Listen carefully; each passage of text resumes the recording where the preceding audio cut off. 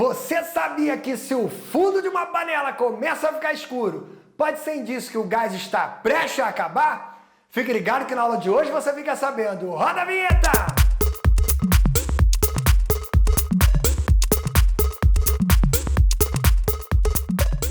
Salve, salve, galerinha! Escuta essa! Até hoje, em diferentes regiões do Brasil, costuma-se utilizar no preparo dos alimentos o bom e velho botijão de gás. Lá dentro temos o GLP, gás de liquefeito de petróleo, que na verdade é uma mistura de várias substâncias, principalmente propano e butano, que são substâncias relativamente pequenas, muito voláteis.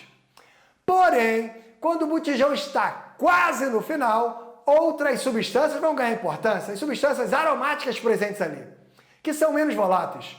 Quando o botijão está quase vazio, são elas que passam a ganhar importância na combustão.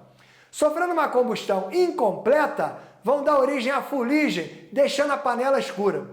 Então, uma panela ficando escura é sinal que o botijão está quase no final. Na aula de hoje, falaremos sobre as propriedades físicas dos compostos orgânicos, em especial ponto de fusão e ponto de ebulição. Dá uma olhada nesse mega resumo aí para você. Compostos apolares são aqueles onde o momento de polar resultante é igual a zero. Você o que é isso? Em geral, podemos falar que os hidrocarbonetos são desse tipo. Hidrocarbonetos são apolares. Pega como exemplo o metano aí, vai! CH4. Se você perceber, tem alguns vetores formados aí entre carbono e hidrogênio, o que dá uma ideia que a cada ligação dessa é uma ligação polar. O carbono é mais forte que o hidrogênio, então puxa essa nuvem com mais intensidade. Mas se você somar esses quatro vetores, essas quatro polaridades dentro da molécula vão dar uma resultante igual a zero. Então essa molécula num todo, ela é uma molécula apolar, como geralmente os hidrocarbonetos são. Compostos apolares fazem ligação intermolecular do tipo de polo induzido. Compostos polares são aqueles que a resultante é diferente de zero, hein?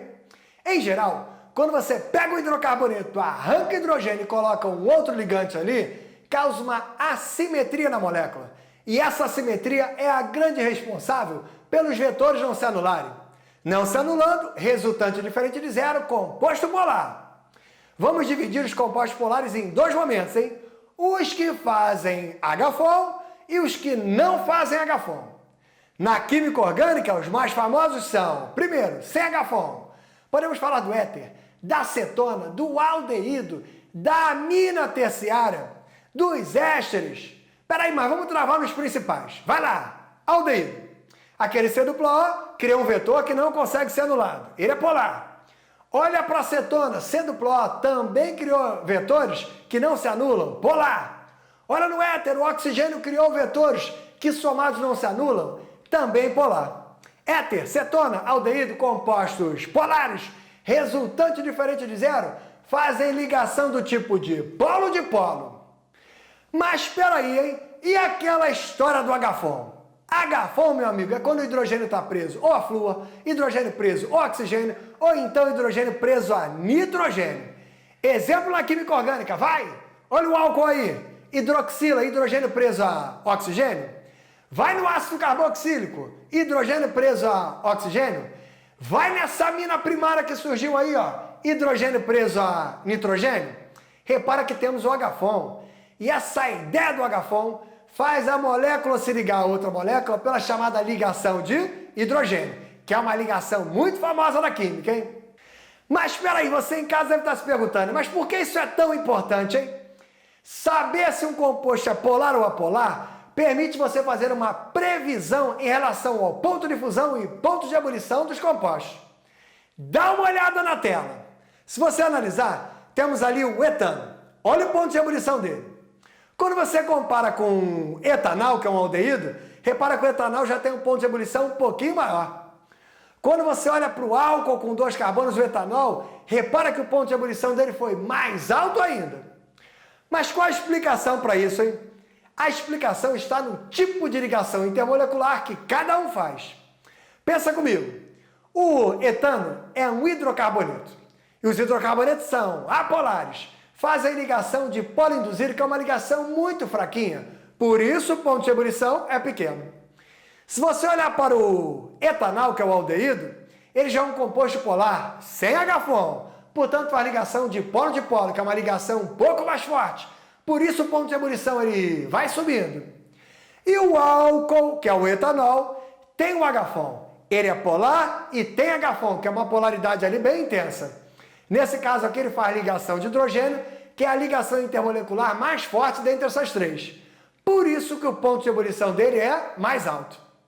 Então não esquece não, a força da ligação ela é determinante na hora de você organizar o ponto de fusão e ebulição dos compostos. Fica a dica, dipolo induzido é fraquinho, dipolo um pouquinho maior e a ligação de hidrogênio é a maior de todas. Agora que você já pegou o jeitão da coisa, vê se mata essa sequência aí comigo, vai!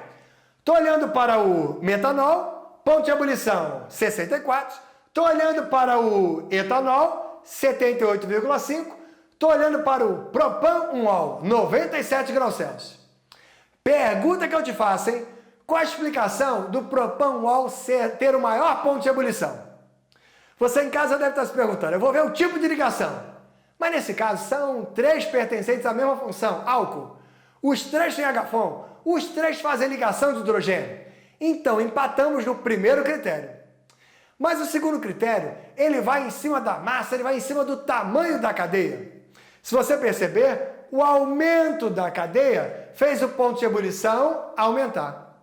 Então o lance é o seguinte, empatou na ligação, aquele que tiver o maior tamanho, mais pesado, automaticamente vai ter o maior ponto de ebulição. E fechando a nossa aula de hoje, olha essa última sequência aí. Estou com três compostos. O primeiro com um ponto de ebulição 36, o segundo 28 e o terceiro 9,5. Repara que o ponto de ebulição está diminuindo. Mas qual a explicação para isso, hein? Se você analisar, estou olhando para três hidrocarbonetos, portanto compostos apolares, portanto fazendo ligação de polo induzido, que é uma ligação muito fraquinha, hein? Empatou na ligação, olha para a massa, olha para o tamanho. Nesse caso, todos os três são feitos de 5 carbonos e 12 hidrogênios. Tem a mesma massa, também empatou. Terceiro e último critério é a ramificação. Não esquece isso não. Quando você tem a presença de ramificação, você diminui o contato entre as moléculas e por isso o ponto de ebulição ele é menor. Quanto mais ramificação, menor é o ponto de ebulição. Bata no peito e grita assim, eu sou o Química Nota 10, fique ligado, até a próxima e valeu!